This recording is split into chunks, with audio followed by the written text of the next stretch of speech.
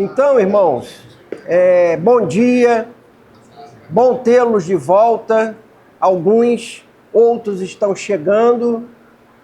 Nossa classe é uma classe de teologia e doutrina e tenta fazer a doutrina e a teologia mais fácil de ser entendida ou captada, ou mais tempo da gente pensar e discutir, né? A classe, como vocês estão aqui vendo, mudou de horário. Nós agora temos que começar às 9h, e 10h15 eu estou obrigado a terminar aonde eu estiver. Isso vai me levar, e aos nossos pastores, ao pastor Romualdo e ao Marcos Simas, meus companheiros de classe, professores, a começarmos bem na hora, porque se a gente deixa para os irmãos se confraternizarem, conversarem, a gente começar 9h20, 9h25, para acabar 10h15, nós vamos perder muito tempo de sala e de aula. Eu, se deixarem, falo 3 horas aqui. Sei que vocês não vão aguentar, mas eu fico aqui falando. Mas se o período for encurtado, diminui a nossa possibilidade de aprendizado, de debater e discutir as questões. Então, vamos fazer o nosso possível de chegar às 9 horas, já que a gente vai acordar cedo mesmo, vão correr para chegar aqui 9 horas, são 9h08, e eu quero começar, e sei que o pastor Romualdo, o presbítero Marcos Simas também vão fazer o possível de 9h07, 9h10, começarmos, com quem estiver presente, certo? Posso fazer um teste de ligar esse ventilador? Pode fazer sim. Ele atrapalha até a gravação. Atrapalha até a gravação. Sim.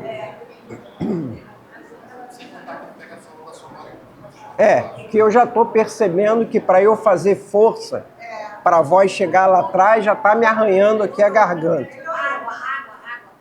Tá aqui a água. Então, irmãos, vamos orar.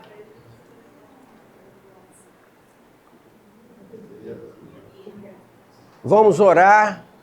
Vamos concentrar a nossa atenção, nosso coração, nossa mente aqui.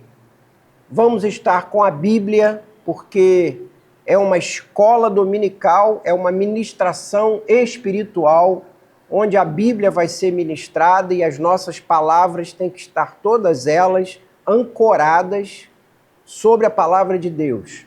Nós queremos ministrar o que a palavra de Deus está nos dizendo. Então, traga a Bíblia ou traga a Bíblia no seu telefone celular, mas vamos consultar a Bíblia em todo o tempo, tá bem?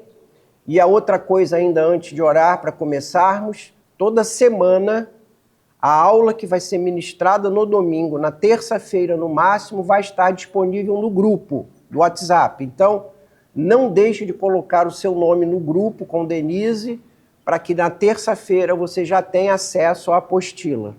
A aula de hoje não é uma continuação, mas de uma certa forma da aula primeira que eu avisei no grupo, que a primeira aula começaria no domingo passado de manhã e terminaria hoje, é o que vai ser feito. Então, a apostila já vai estar disponível hoje ainda, porque a Denise já está com a apostila da aula de hoje. Então, hoje, até o fim do domingo, você já pode acionar e baixar a apostila da aula de hoje. É uma aula que tem dezenas de textos bíblicos.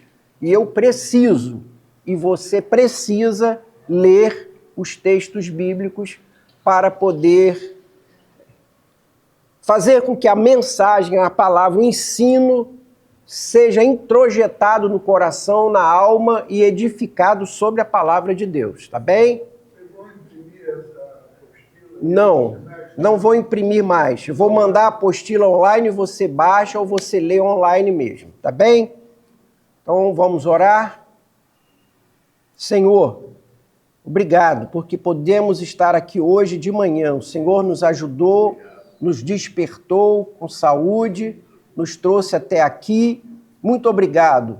Abençoa os irmãos que ainda estão caminhando para que cheguem também aqui, guardados em paz, felizes, trazidos pelo Teu Espírito. Que nessa manhã não nos falte a unção, a graça, o poder para abrir a palavra inspirada por Ti mesmo, ministrar a palavra e o coração de cada um de nós e a mente esteja aqui presente, atento, aberto, esperto, competente, capaz, terreno fértil para entender, receber, assimilar, aprender e viver aquilo que o Senhor tem para falar nessa manhã. Abençoa também aqueles que gostariam de estar aqui, mas por várias razões diferentes não vão poder estar aqui. Que a mesma graça os acompanhe e os abençoe na manhã de hoje. Em nome de Jesus, amém. Amém. Amém.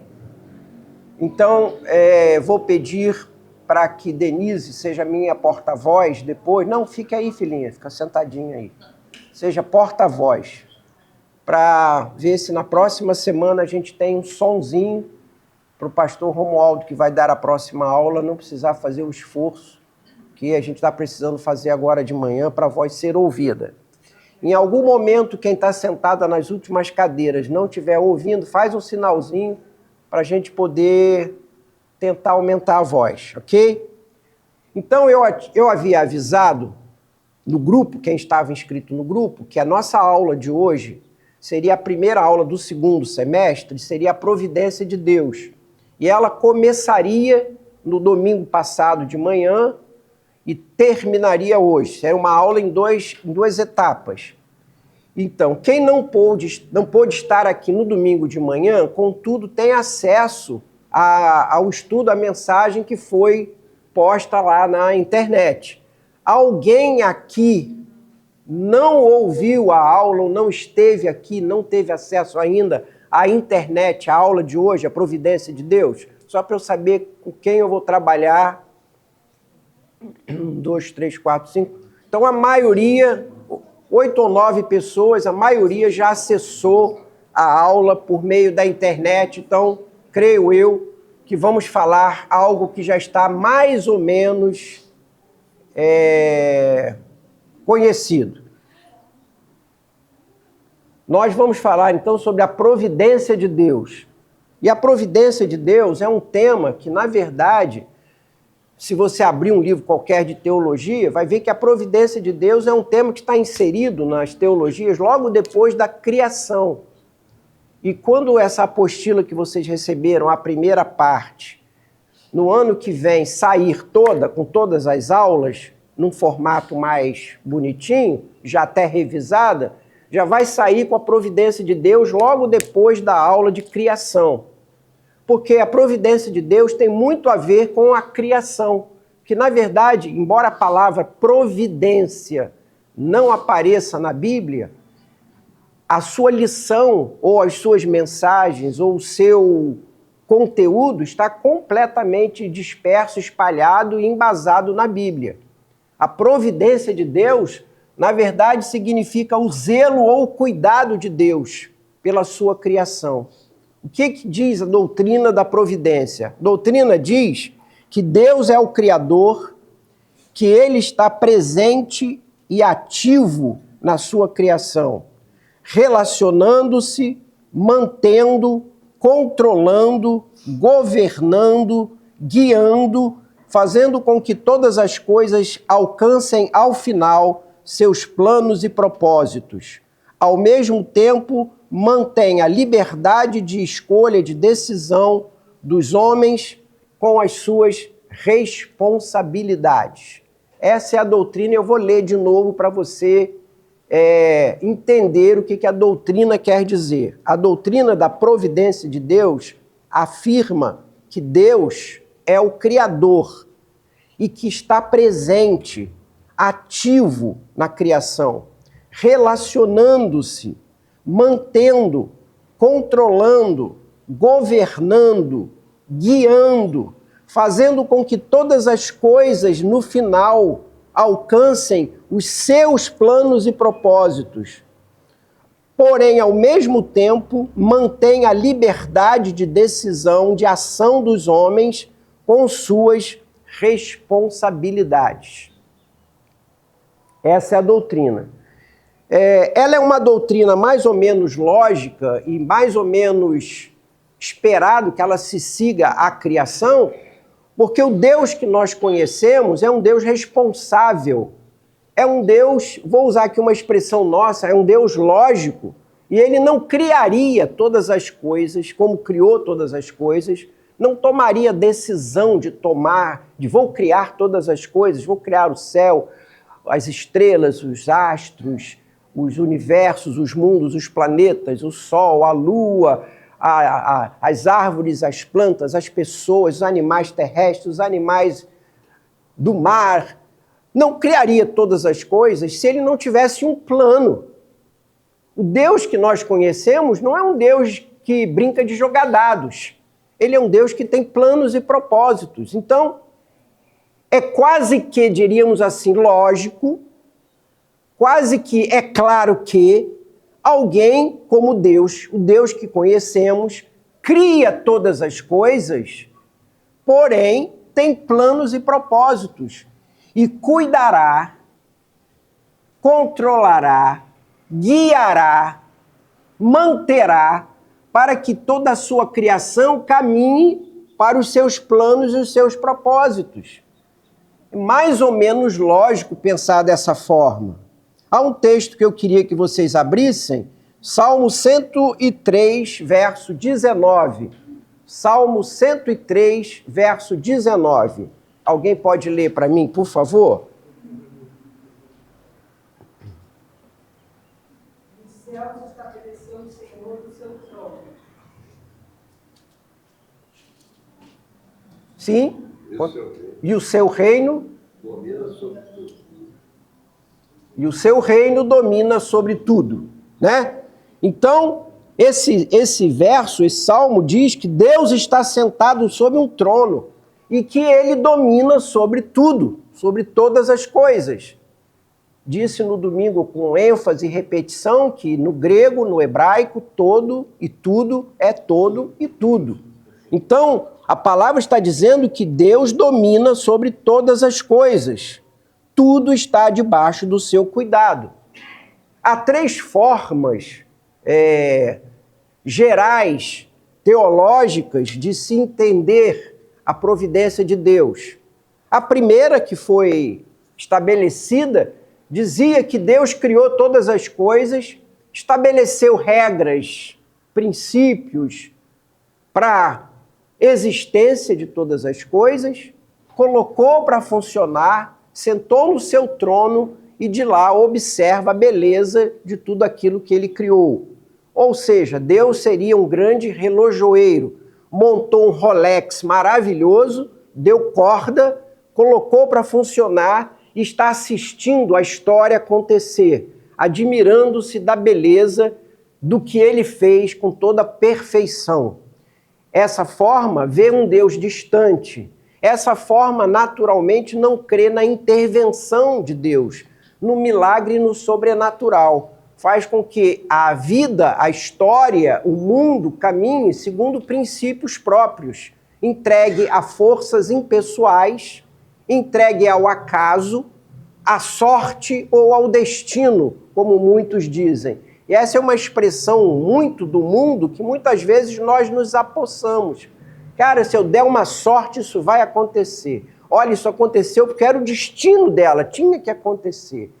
O acaso vai me proteger. E de maneira que a gente às vezes assume sem consciência o linguajar de um Deus que está distante, feliz, alegre ou às vezes triste, decepcionado por ver o mundo caminhar do jeito que está caminhando, entregue à própria sorte. Há uma segunda corrente teológica que diz que Deus criou todas as coisas, colocou todas as coisas sobre leis naturais, leis da gravidade, leis físicas, as leis da natureza, colocou para funcionar e intervém aqui ou ali para fazer com que os acontecimentos caminhem não para o acaso, a sorte ou o destino, mas caminhem para um plano ou um propósito que ele tinha em mente quando criou todas as coisas. Ou seja, Deus está de longe, mas está de perto. Ele olha, ele acompanha, mas aqui, ali, acolá, ele intervém, alterando um final, alterando algum andamento que não estava muito bom, para que lá no final as coisas aconteçam da melhor forma possível. Essa forma de ver teologicamente a ação controladora e o cuidado de Deus, vejam que eu estou o tempo todo falando sobre o cuidado de Deus, o controle de Deus, o zelo, o acompanhamento de Deus na sua criação. Essa segunda corrente teológica, ela tenta conciliar duas coisas. A soberania de um Deus criador, que criou todas as coisas porque tem a vontade, o plano e o propósito, e conciliar com a liberdade do homem fazer o que bem entende, o que quer, e assim Deus vai, ao final, corrigindo aqui e ali. Então, é uma forma teológica de ver e conciliar no coração e na mente, na sua inteligência, duas coisas que estão muito claras nas Escrituras: que o homem é livre e é responsável pelas suas atitudes e decisões. Por outro lado, Deus é poderoso e soberano.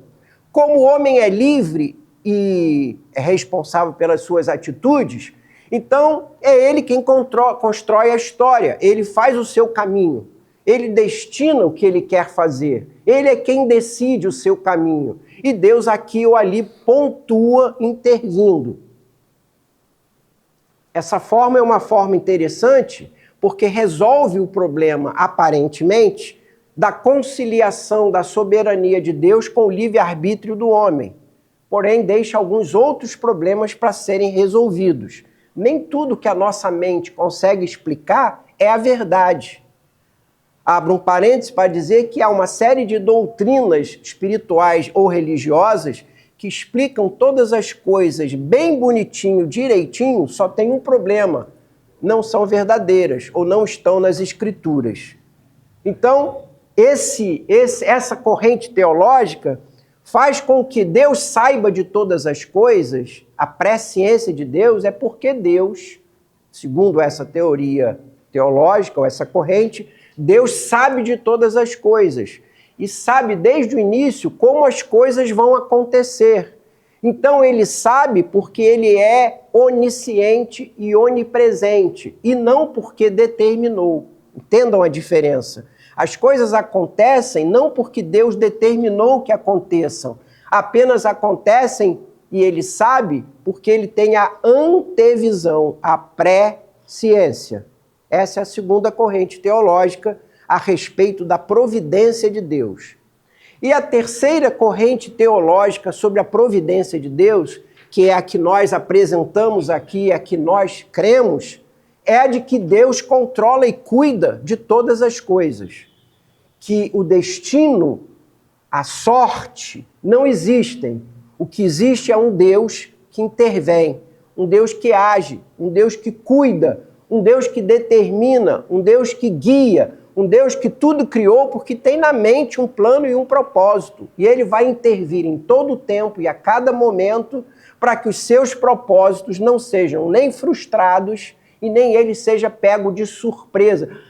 Aconteceu isso, Jesus corre lá, Espírito Santo intervém, não era para ir para lá, para cá, para cá, para cá. Como se Deus ficasse como um bombeiro aqui e ali, com um extintor espiritual, a intervir, apagando fogos e livrando de caminhos fora do que ele havia determinado.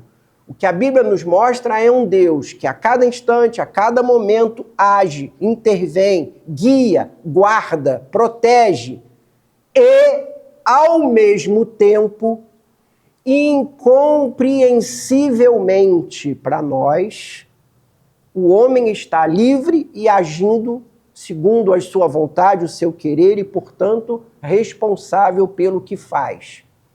Nessa corrente teológica, não há como explicar as duas coisas. Porém, não desmente e nem contradiz os textos bíblicos. Porque quando eu admito que é o homem quem faz o seu caminho e Deus intervém e corrige, eu entrego o homem à própria sorte. Ou de outra forma, se nós pensarmos bem, se eu estiver livre e apenas e tão somente sujeito ao meu livre-arbítrio, eu tenho que pensar que todos os homens estão também entregues ao seu livre-arbítrio, não só eu. E a minha vida e a minha história, que cruza e depende de tantas pessoas, de tanta gente, de tantos acontecimentos, estará tão duvidoso sobre o que vai acontecer, porque cada uma das pessoas, das histórias e das vidas que cruzam a minha, estarão também entregues aos seus próprios livres arbítrios. E então ninguém, na verdade, saberia o que vai acontecer amanhã. Estamos entregues à nossa própria sorte. Essa é a forma de ver. É uma boa maneira de ver, porém não está na Bíblia. O que a Bíblia nos fala é que Deus intervém em todo o tempo, guarda em todo o tempo, cuida em todo o tempo. Então essa minha introdução é a aula de hoje. E agora nós vamos à Bíblia entender o que a Bíblia fala a esse respeito. O nosso Deus não é um Deus que age por meio de tentativa e erro.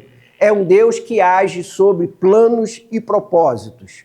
Eu queria que vocês olhassem aqui para o quadro. No domingo passado eu não tinha como colocar isso na aula, mas eu queria que vocês olhassem aqui. Quem não estiver enxergando bem, eu vou ler. A providência de Deus é o seu zelo ou o seu cuidado. Deus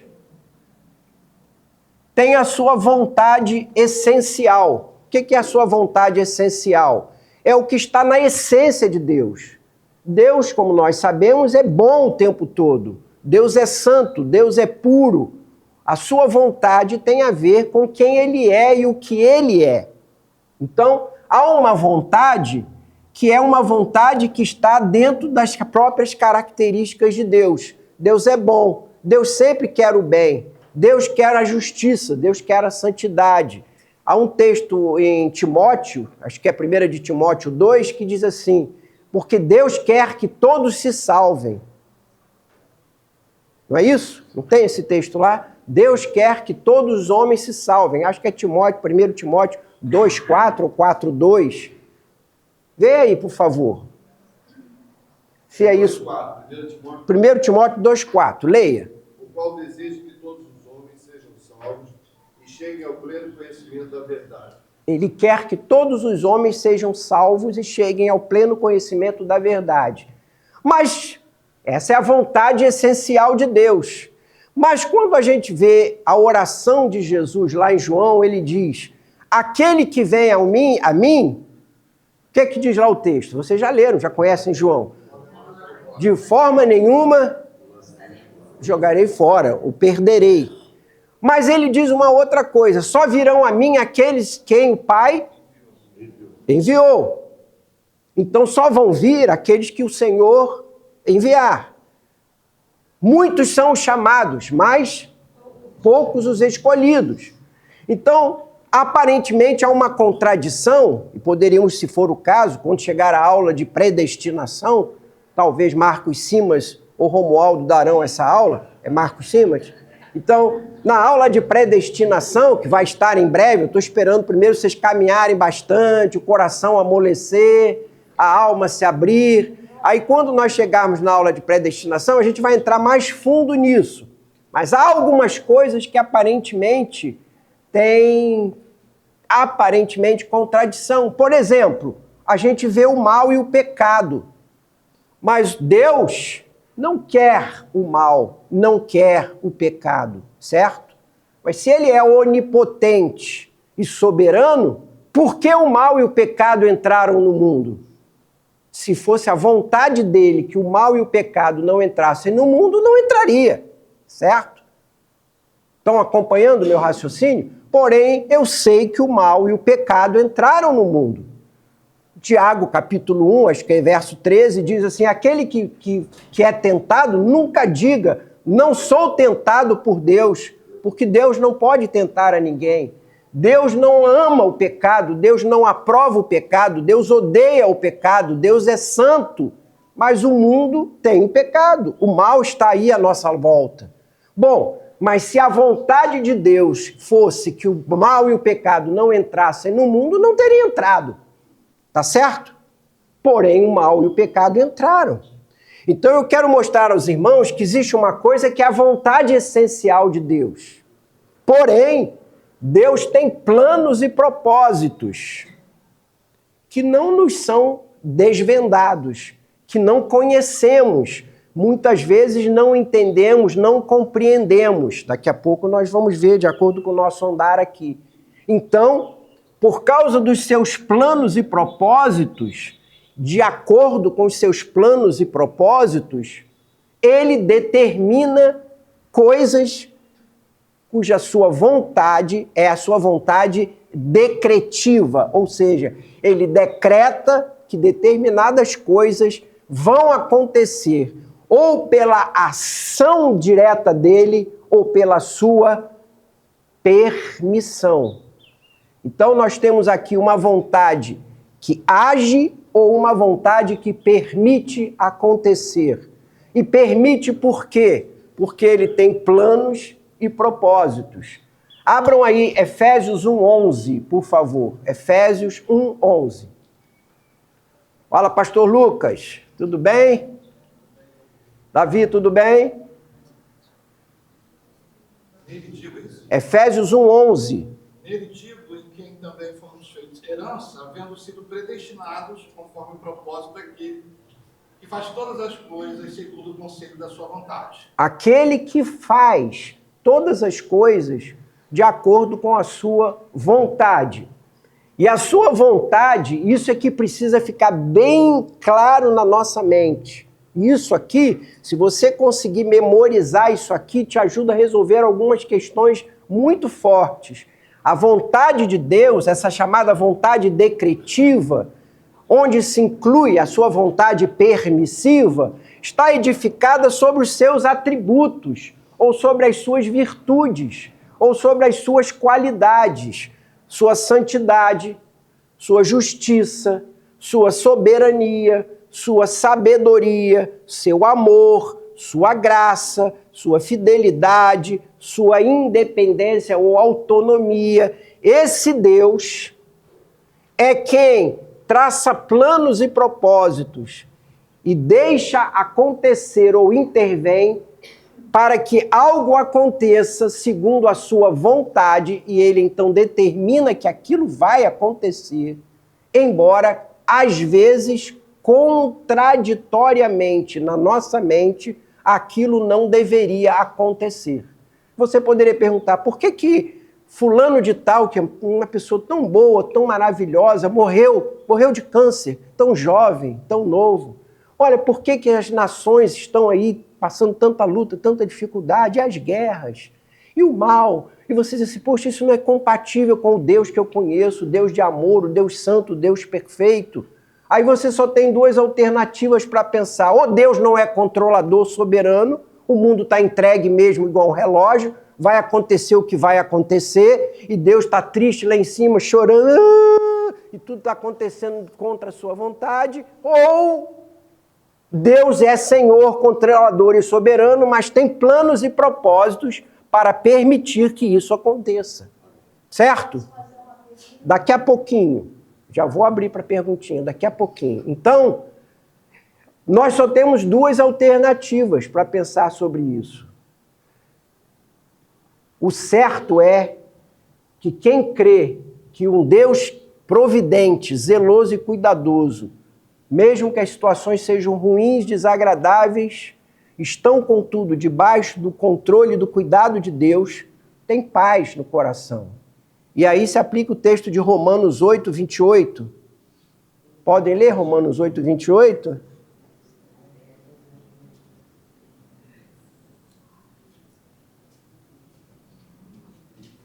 Sabemos que todas as coisas contribuem juntamente para o bem daqueles que amam a Deus, daqueles que são chamados por seu propósito decreto.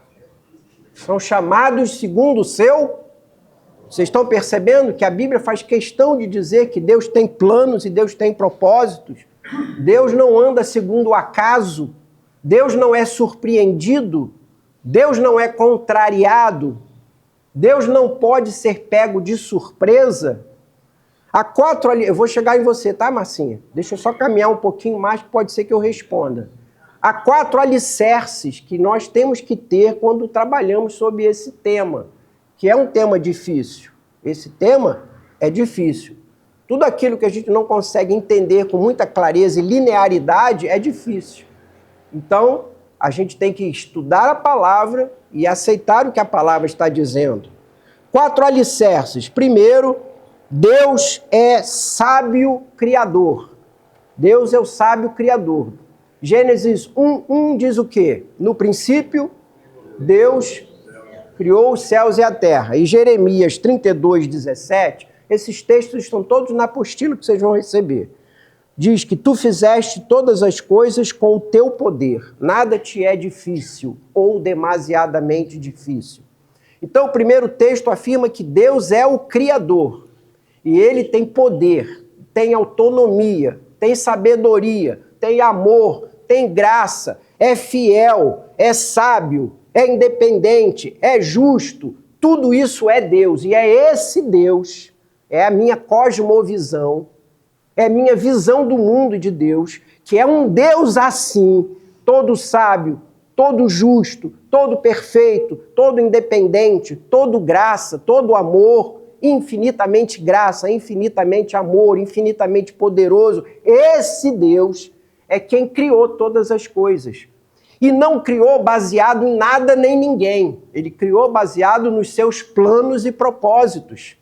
Portanto, tudo que aí está, está porque Ele quer que esteja. E o que Ele não quer que esteja, não estaria. Se Ele não quisesse que algo estivesse, não estaria. Porque Ele é independente. Ele é todo-poderoso. O segundo alicerce é que Ele é soberano. Esse texto de Efésios 1:11 está acompanhado por Apocalipse 4:11. Pode ler alguém Apocalipse 4:11?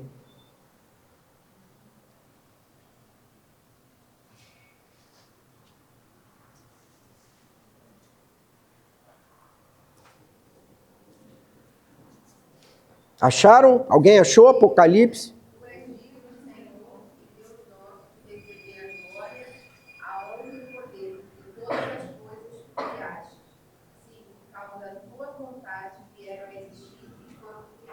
Todas as coisas tu criaste.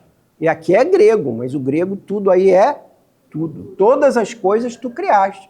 E todas as coisas vieram a existir por causa da tua vontade. Colossenses 1:16 e 17. Colossenses 1:16 e 17. Pois dele foram criadas todas as coisas. Todas as coisas, está dito aí na sua Bíblia? Engraçado aí, na minha também diz todas as coisas. Todas as coisas. Sim. Todas as coisas nos céus e sobre a terra, as visíveis e as invisíveis. Sejam tronos, sejam soberanias, quer principados, quer potestades. Peraí. Ele criou todas as coisas, quer principados e potestades. Tá certo isso aí que você leu? Tá certo. Então siga. Tudo foi criado por meio dele. É em grego. Em grego tá tudo. Então é tudo mesmo. Então ele criou tudo. E ainda diz o mais, criou o quê? Para... Por meio dele e para ele. Gente, difícil, hein? Mas tá dito, né? Siga. Ele é antes de todas as coisas e nele tudo subsiste. Nele tudo subsiste. Ou seja, ele está assim, ó. Se algo ele não quisesse que existisse ou que continuasse a existir, ele ia dizer assim, um minutinho aqui, só um instantinho, segura aqui. Mas o que ele não fez assim, ou pelo menos até agora não fez, tudo existe por causa da sua vontade. Gente, não é Ângelo quem está dizendo, é o que a palavra está dizendo. Nele tudo subsiste. E aí, pastor Theo até chegou ali atrás, que era para ver se eu estava falando heresia. Que é bom de vez em quando fiscalizar, né, pastor? Vai que a semente aí é lançada, né?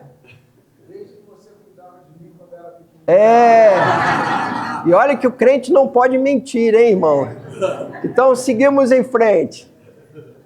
Então, a palavra está nos dizendo que ele é soberano, que a vontade do Senhor é quem determina todas as coisas. Jó 42, 2. Jó 42, 2.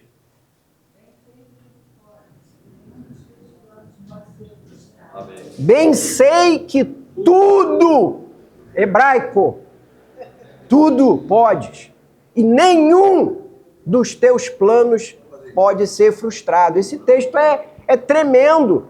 Aí eu volto aqui para a vontade essencial e a vontade decretiva.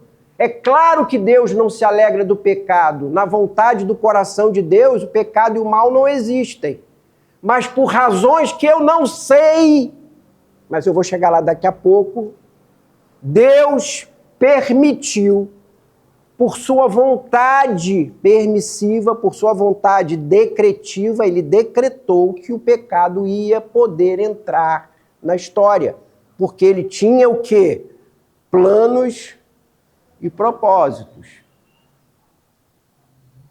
Estão me acompanhando, irmãos?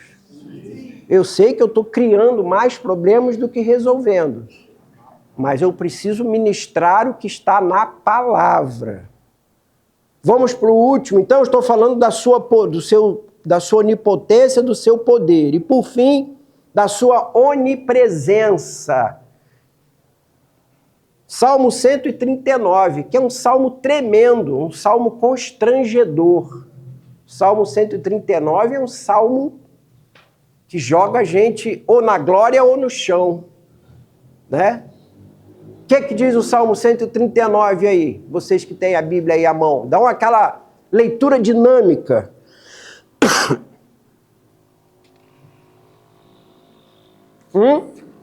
Deus está tomando conta de o quê? De todas as coisas.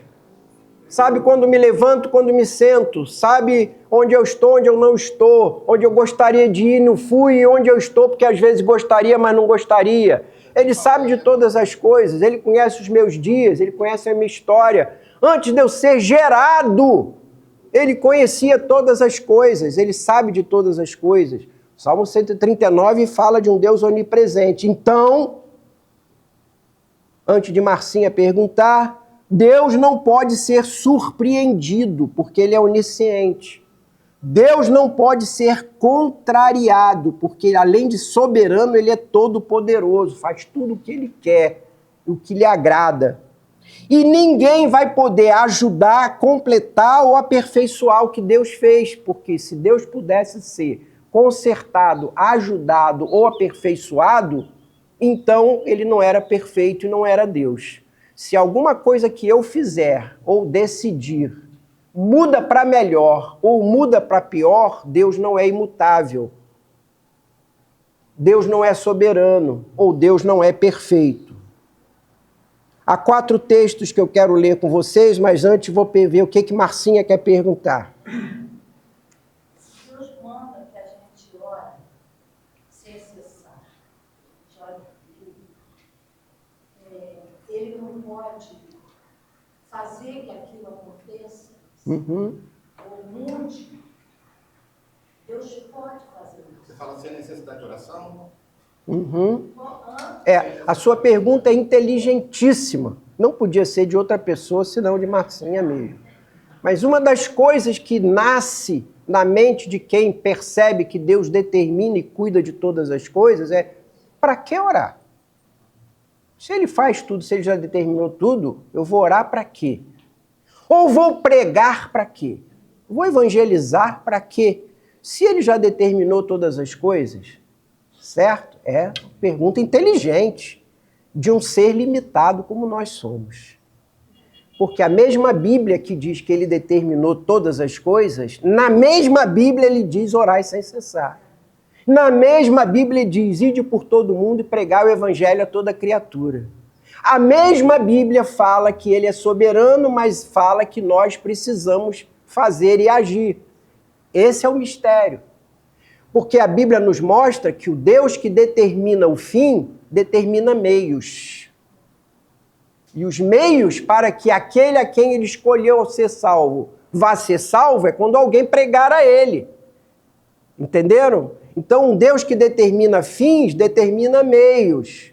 Lembram do texto de Paulo e o seu naufrágio, quando ele estava quase chegando em Roma, e aí vem aquela chuva, aquele temporal, e aí o barco vai a fundo, todo mundo acha que vai morrer, começam desesperadamente a pular no mar, e o que Paulo diz? Gente, calma, essa noite o Senhor me falou que ninguém aqui vai se perder. Ninguém aqui vai se perder, mas todo mundo tem que ficar no barco. Porque o barco, o meio de você não se perder é ficar no barco. Para você mostrar, revelar e realizar que você é daquele que foi salvo, você tem que estar no barco. Se você pular, então você era aquele que foi determinado que ia morrer. Você quer morrer?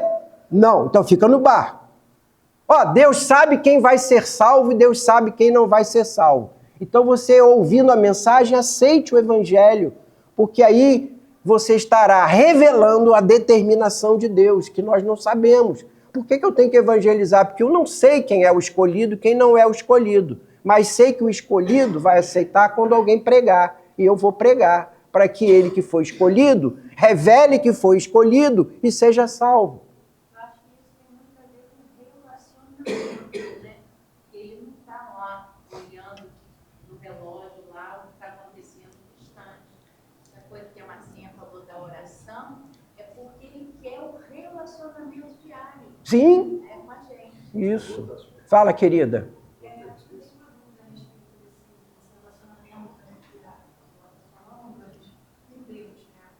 Tem aqui a passagem de Jó, que quando o Satanás ele vai até a Deus pedir para tocar em Jó. E a passagem no Jó 2, versículo 2, fala até que o Senhor pergunta para ele de onde ele vem. Ele fala que vem de rodear a terra e pede para tocar no filho de Jó, para tocar no filho dele Jó, e fala, porque ninguém há na terra semelhante a ele, homem sincero, reto, temente a Deus. E Deus permite isso. Deus é onisciente, onipotente, onipresente. Ele já sabia que Jó não ia ceder para Satanás, mesmo perdendo tudo, menos a vida. E mesmo assim ele permitiu que Satanás ele subisse, porque ele vai até a Deus, no plano de Deus, e descesse para tocar em Jó e acabasse aprovar a fé de Jó. Eu não consigo compreender por que essa aprovação de Jó, se ele sabia já que Jó não iria ceder para Satanás mesmo perdendo tudo. Sim, é porque a prova não era para Deus, era para Satanás e para Jó. Mas aí ele ia mostrar para Satanás algo que ele sabia. Sim, porque Satanás é um anjo poderoso, mas não é onisciente. Só quem é onisciente é Deus. Mas ele acabou sacrificando Jó para provar algo para Satanás que Satanás queria fazer. Isso. Satanás pôde fazer. Isso. Porque Satanás, antes, quando você ser um anjo de luz, né, e ser o braço direito de Deus, ele já sabia como é que funcionava dentro do sistema ali com Deus, antes de ser demonizado. Então, Deus já sabia que Satanás era mentiroso, invejoso. Então, permitir isso, ele acabou sacrificando o seu filho Jó para provar para Satanás. Isso. Olhando um pedaço da história, você está certa. Mas quando você olha a história inteira, você vê que Jó, lá no fim, no último capítulo, diz: graças a Deus. Ele falou: graças a Deus, eu só te conhecia em parte, agora meus olhos te veem. Então, gente, isso aí tem a ver com o que Paulo diz sobre a aprovação, sobre o que Pedro diz. 1 de Pedro 1, 6 e 7, ou 5 e 6. Alguém pode abrir aí? 1 de Pedro. 1 de Pedro 1, 5, é 6 e 7? Vê aí, gente. Memória do velhinho já está ruim.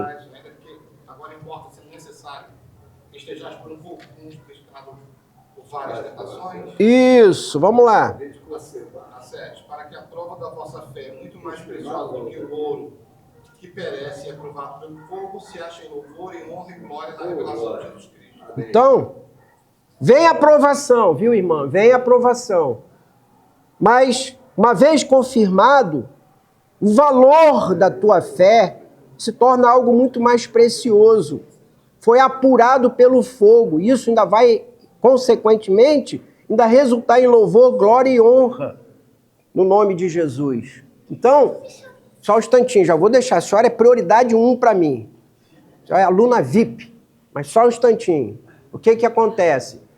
Quando a gente percebe a provação, o sofrimento, a gente diz assim, gente, mas por que isso? Esse sentimento que a irmã ali anotou é de todos nós. Mas acontece, há vários textos. Por isso é que eu digo, abro parênteses, levando a apostila, baixando a apostila e lendo texto por texto. Você está fazendo assim para mim? Texto por texto, você vai entender coisas que eu aqui não tenho tempo e não tenho sabedoria para falar, mas o Espírito Santo vai te revelar. Mas o que eu quero dizer é assim, a aprovação, ela muitas vezes é juízo sobre a pessoa. Primeiro, provação às vezes é juízo, disciplina. Outras vezes é justiça de Deus se aplicando sobre a pessoa, operação de Deus de lapidação, correção, aperfeiçoamento. Outra vez é testemunho para o mundo de Deus e de você. Não vai dar tempo, porque eu já olhei meu relógio, mas quando o Senhor endurece o coração de Faraó, e esse texto vocês vão ler que está na apostila, ele endurece o coração de Faraó para que Faraó não deixe o povo ir. Né? Isso, está lá na aula que nós gravamos lá do culto. Ele endurece o coração, endurece quer dizer, tira a ação do espírito amolecedor. Não é que ele vai no coração e endureci. Não, ele apenas tira a ação de arrependimento que o Espírito Santo produz. Porque a palavra também diz que é o Espírito de Deus que nos leva ao arrependimento. Então, só o Espírito não agir, seu coração está duro. Porque eu e você somos terríveis. Se nós somos entregues a nós mesmos, é o caos. Então, quando Deus endurece o coração de alguém, não é que você é bonzinho, era tão bom. Mas aí Deus veio e endureceu o meu coração. Sai, Jesus. Não é assim, não. É o contrário. Eu sou péssimo. Eu sou muito ruim. Aí o Espírito Santo vem e me amolece o coração. Mas quando o coração não é amolecido pelo Espírito, ele é endurecido. E aí a palavra diz que ele endurece o coração para que o mundo testemunhasse o poder de Deus libertando Israel e fazendo atravessar pelo deserto, sem que a roupa se envelhecesse, sem que o sapato furasse, o maná caísse todo dia do céu e as codornas caíssem do céu. Então o fato de que Faraó disse, não vou deixar ir, e Deus ter atuado, enviado pestes, enviado uma série de coisas e feito toda aquela história do livro de Êxodo, Deus tinha um propósito disciplinar e um propósito pedagógico para o mundo, por meio dessa decisão. Então a gente não entende, a gente não consegue entender. Fala, minha querida. Oh, Jesus! Tá vendo? Tô falando que você não pode faltar, que a sua presença aqui me inspira. Eu nem ia falar, mas quando te vi, falei. Então, irmãos, olha só, vamos aqui. É que o tempo é pequeno, eu queria ficar com vocês até 2 da tarde, mas não dá. Olha só.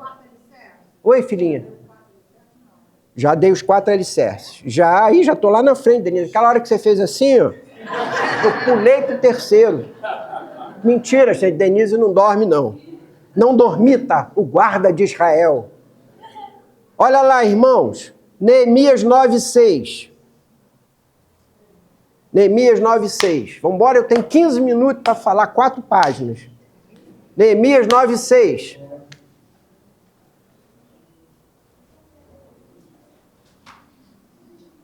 tu és Senhor, tu só és Senhor, tu fizeste o céu dos céus e todo o seu exército, a terra e tudo quanto nela há, os mares e tudo quanto neles há, e tu os guardas em vida a todos, e os exércitos dos céus te adoram. Isso aí é Neemias, no Antigo Testamento, hein? E Atos 17, 28.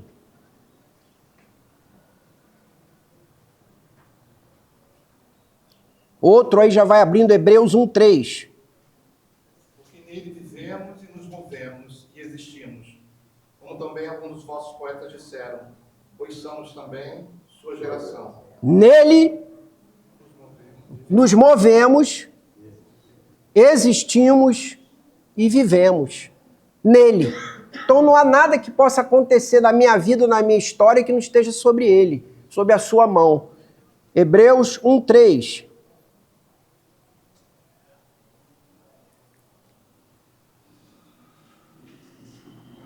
O qual, sendo o resplendor da sua glória e a expressa imagem da sua pessoa, e sustentando todas as coisas pela palavra do seu poder, havendo feito por si mesmo a purificação dos nossos pecados, assentou-se à destra da majestade nas alturas. Ele sustenta todas as coisas por meio da sua palavra, da sua vontade, do seu querer. E aí todas no grego é todas. Entendeu? Bom, é claro que a gente não entende coisas e outras. Há coisas que não cabem na nossa mente. Poxa, se Deus, antes da minha substância informe, já conhecia e determinado todos os meus dias, toda a minha história, eu vou viver e vou ser responsável pelos meus atos? Como assim? Como é que eu posso ter liberdade, livre-arbítrio, se ele já sabe todas as coisas? Ou se ele determina todas as coisas? Ou se Filipenses nos diz que é ele quem realiza em nós tanto o querer quanto o... Se é ele quem faz o meu querer e o meu realizar, aonde está o meu livre-arbítrio? Então, são coisas que não cabem na nossa cabeça. E aí a primeira coisa que eu quero dizer sobre isso é que existem dimensões diferentes, coexistindo. Minha amada irmã Dorinha me disse assim por umas 3 vezes, o que é a imagem e semelhança do homem? Deus fez o homem à imagem e semelhança, me explica o que é isso. Então, olha só, Deus nos fez com conhecimento, entendimento, pensamento lógico, raciocínio, espiritualidade. O cachorro não tem nada disso.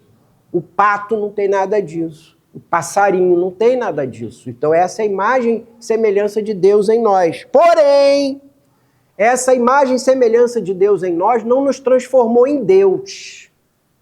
Há limites. De maneira que se eu quiser usar minha lógica, meu entendimento, meu raciocínio, por maior QI que eu tenha, para julgar, validar as coisas de Deus, eu estou perdido. Porque por mais gênio que eu seja, por mais espiritual que a minha vida seja, por mais relacionamento profundo eu tenha com Deus, eu não sou Deus. E não adianta eu querer pegar o Oceano Índico e levar para casa e botar no meu aquário, porque não vai caber. Porque eu tenho limites. Então há uma dimensão de Deus onde ele fala, dirige, faz as coisas acontecerem, e há a minha dimensão. E não adianta eu querer entender a dimensão de Deus com o meu ótimo, grande, poderoso conhecimento na minha dimensão. Exemplo de Deus na palavra tem muitos. Deuteronômio 29 e 29. Diz lá o quê? Deuteronômio 29 e 29. As coisas reveladas vos pertencem, porém as encobertas para o Senhor. Isaías 55, 8 e 9. Porque os meus pensamentos não são os vossos pensamentos, e nem os seus pensamentos são os meus pensamentos. Os meus caminhos são os meus caminhos, e não são os seus caminhos. Toma tenência, Fred. Romualdo, você é gênio. mas seu pensamento, seu caminho não é o meu. Atos 1, 6 e 7. O Senhor subindo e os apóstolos, Senhor, que bênção. Agora é a hora da vitória, a hora que toda a promessa do Antigo Testamento vai se cumprir. É a hora que o Senhor vai implantar o seu reino, sua glória, a vitória chegou. O Senhor diz assim para ele na lata. Olha só, quem disse a você que está na tua hora de entender o meu tempo, a minha hora? Há coisas que são de Deus. O que é que diz aí Atos 1, 6 e 7? Quem abriu? Então os que estavam reunidos perguntaram, Senhor, será este o tempo em que restaures o reino de Israel? Respondeu-lhes, não vos compete conhecer tempos ou épocas que o Pai reservou para a sua exclusiva autoridade. Viu? Já pensou? Levou fora, né, Fred? Já pensou você nascer e lá na maternidade você já saber tudo o que ia acontecer todos os dias da sua vida? Deus nos livre e guarde, nos livrou e guardou. Nem precisa orar que ele já obedeceu aí. Já pensaram? Você quando sai da maternidade, sai com um livrinho no bolso, com todo dia, toda hora, tudo que vai acontecer na tua vida, como diz o outro, tá amarrado. Não é? Outro texto. 1 de Samuel 16, 7, quando Samuel vai escolher o rei de Israel, aí aparece o filho mais velho, mais alto, mais bonito. E aí ele diz, encontrei o rei. Como ele é grande, como ele é alto, como é charmoso, como é forte. Ele quando andar de coroa e a sua capa, nossa, vai ser admirado. Aí ele diz, já encontrei. O Senhor diz assim, Quem é que disse a você que eu vou me guiar pela aparência? Eu não olho o exterior como os homens. Eu vejo o coração. Eu olho o coração. Minha dimensão é outra. Segundo de Reis 6, 15 e 17, Eliseu e o seu jovem ajudante, Eliseu dormindo lá e o exército da Síria, os cavaleiros cercaram a casa e o reino. Vamos invadir. E o rapazinho de manhã acordou cedo, foi aprontar as coisas. Quando abriu a porta, abriu a janela, exército sírio cercando tudo. Aí ele volta correndo e diz, acorda Eliseu, o negócio está feio para nós. Os sírios nos cercaram, os exércitos estão aí. Aí, com aquele bafo ainda de quem estava dormindo, Eliseu diz assim, Senhor, abre o olho desse menino para ele ver o outro reino, a outra dimensão. Aí o Senhor abre os olhos do menino e o que ele vê? Carros e cavaleiros, anjos de fogo, com suas espadas desembainhadas, estavam ali num poderio muito maior do que o exército sírio. Outra dimensão, outro reino, que a gente não enxerga, a gente não entende. 2 de Pedro 3,8, texto que todo mundo sabe de frente para trás e conta para todo mundo. Um dia para o Senhor é como... Um dia para o Senhor é como 1000 anos. E 1000 anos para o Senhor são o quê? Isso aí não cabe na nossa mente. Ninguém briga com isso, né? Isso aí ninguém se incomoda com isso. Se incomoda com outras coisas. Mas na dimensão de Deus, um dia equivale a 1000 anos. 1000 anos equivale a um dia. É a dimensão de Deus. E há outros textos que a apostila vai mostrar a vocês. O que eu quero, depois que a gente sabe disso, é entender com humildade que nosso entendimento humano, nosso raciocínio, embora seja grande, capaz, é suficiente para a gente viver, andar, estudar, aprender, orar, crer e tudo, mas está numa realidade diferente da dimensão de Deus. Precisamos reconhecer com humildade que há uma dimensão, há uma forma de Deus operar segundo os seus planos e propósitos, e precisamos ter humildade para aceitar pela fé. João 13, 7, o Senhor Jesus, depois que lava os pés de Pedro, e Pedro diz assim, não lava meu pé não. Deus me livre de você lavar meu pé. Aí o que o Jesus disse para ele? O que eu faço, você não compreende agora. Compreenderás Depois. 1 de Coríntios 13, 11 e 12. 1 de Coríntios 13, 11 e 12. Quero que você abra aí. 1 de Coríntios 13, 11 e 12. Quando eu era menino, falava como menino, sentia como menino, pensava como menino. Quando cheguei a ser homem, desisti das coisas próprias do mundo. Porque agora vemos como em espelho, obscuramente. Então veremos face a face. Agora vejo em parte. Então conhecerei como também sou conhecido. Agora vejo e entendo em parte. Mas vai haver um momento em que eu vou entender tudo. O que eu faço, não compreendes agora.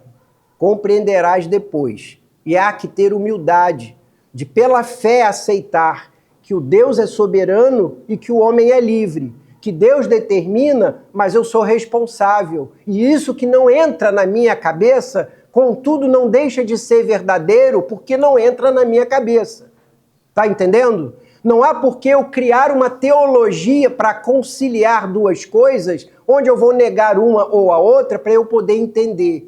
Quem determina, quem cria, quem faz, quem decreta é o Senhor. E o que eu hoje não entendo, tenho que ter fé. Eu disse no domingo passado e vou repetir, cuidado com o sentimento que nasce às vezes no nosso coração, quando alguém diz assim, isso, meu querido, você tem que aceitar pela fé. E você acha que alguém está te enrolando, porque você tem que aceitar pela fé, porque não é assim, e você vai aceitar goela dentro. Não é isso. O que a palavra diz, e eu não entendo, eu aceito pela fé. Por quê? Porque a fé é certeza de um fato que eu não vejo ainda. É a convicção de algo, vou te atender, é a convicção de algo que ainda eu não tomei posse, mas vou tomar. Fé é o salto não no escuro, é o salto nos braços de um Deus que eu conheço, mas não estou vendo. Não é meu esse exemplo, já contei várias vezes, é um exemplo clássico de uma criança que ouve a voz do pai e diz, pode pular, meu filho, que eu te seguro. E tudo escuro, ele não está vendo o pai. Mas quando ele vê e ouve a voz do pai, e ele sabe que é o pai dele, ele conhece o pai dele, e ele confia no pai dele, ele pula, mesmo não vendo, porque o seu pai está ali, ele conhece, ele confia no seu pai. Não é qualquer voz que vai dizer, pula que eu te pego. Não sei quem é que está gritando, não sei o que ele quer, não sei o que está no seu coração, mas se é a voz de Deus, eu pulo num salto de fé, porque embora eu não esteja vendo, eu tenho certeza de que aquele Deus que eu conheço vai me pegar, vai me explicar, vai ser fiel e verdadeiro no que ele falou. Eu não estou vendo, mas eu vou crer. Vou crer porque eu sei quem é que está falando. Sei em quem tenho crido. E ele é poderoso e fiel. É o que diz a palavra. Pode falar, querida. Então, acho que quando você falou que a arte ter humildade... Que o quê, perdão? Quando você falou que temos que ter humildade. Sim. Sim. Aí me remeteu ao ateu. O ateu provavelmente não tem essa humildade. Sim, pode ser que sim, pode ser que não. É. E também não conhece esse Deus. Não, mais ou menos. Tem um, quer dizer, conhece a palavra, mas não aceita. Alguns. Alguns. Recentemente, tem uns 15 dias, eu faço aula de cerâmica e faço aula com um colega assim. E eu já sabia que ele era ateu, mas ele sabe que a maioria dali não é. E ele já percebeu que eu creio. E ele resolveu falar, ele falou que ia falar mal da Bíblia. Uhum. E eu falei, você não vai falar. Vai, porque deixa. a Bíblia é tudo para mim. Ah, tá. E aí ele falou que ia falar. Aí eu peguei, a gente trabalha assim com blocos de argila, 10 quilos. nome dele é Alberto. Eu falei, Alberto, cuidado, eu com esse bloco de trás. Cuidado, isso você vai falar. Brincadeira, mas eu falo sério. Aí ele começou a falar. E ele falou, eu falei, olha, tudo bem. Aí ele me desafiou.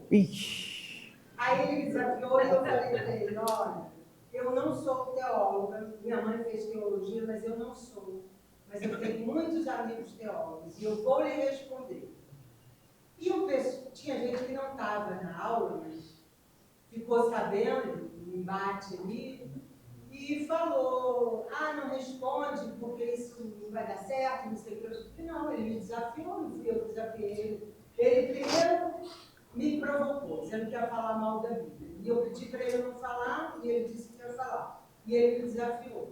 Daí eu fui responder, ele me respondeu e tal. Depois ficou assim tudo... Mais ou menos bem. Não, porque aí eu participo de uma reunião de oração da Plena, esse que eu estou dizendo, que era o café, não sei se você conhece, o Zeli e Marcos conhece, que estava fazendo a... Tenho 2 minutos para terminar. Respondeu por áudio e eu passei para esse momento. Tá. Mas bota no coração uma coisa, Jane. As coisas espirituais se discernem espiritualmente. São loucura para aquele que não crê. Então você não adianta esmurrar a parede achando que aquilo vai ficar mole. Vai ficar parede enquanto você estiver esmurrando.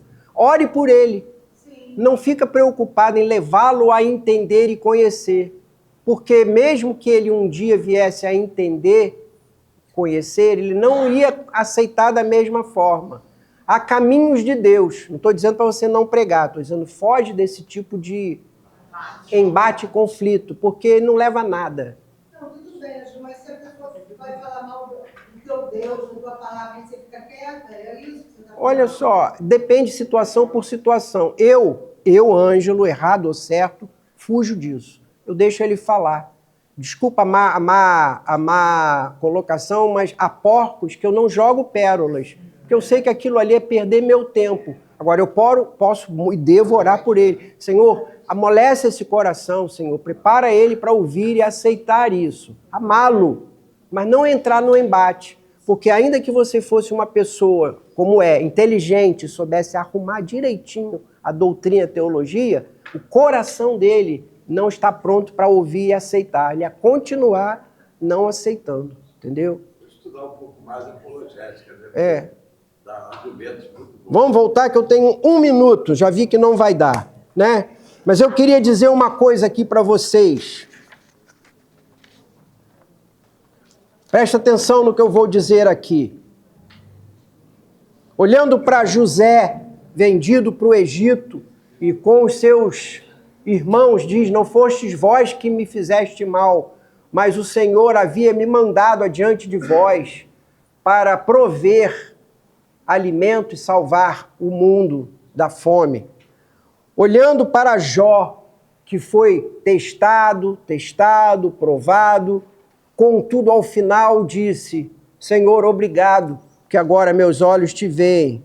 Olhando para Jonas, já estou indo, meu irmão, não jogue nada em cima de mim, nem cerâmica nenhuma. Pelo amor de Deus, já estou saindo. Olhando para Jonas, olhando para Jesus, quero concluir algo que está na apostila de vocês. Deus permitiu o mal e usou o mal, mas não se alegrou com isso. Por meio do mal, muitas vezes, ele traz juízo, justiça, disciplina e revelação. Tanto revelação do mal para nós, do mal que há em nós, como a revelação do seu poder, da sua misericórdia, da sua glória e da sua soberania.